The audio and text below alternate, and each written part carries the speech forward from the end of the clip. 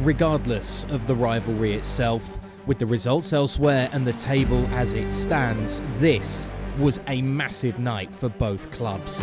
But above everything else, it was Luciano Spalletti's return to Naples that made this night even more electric.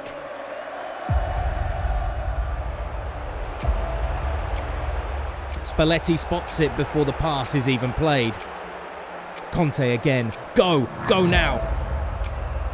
Kelly backtracks. Højlund is already in front. Spalletti's expression says it all. He's already read the whole action. 1-0.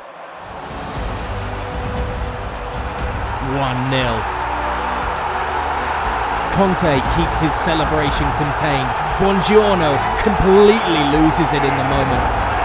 Højlund runs straight to Stellini to dedicate the goal, and Maradona explodes in delight.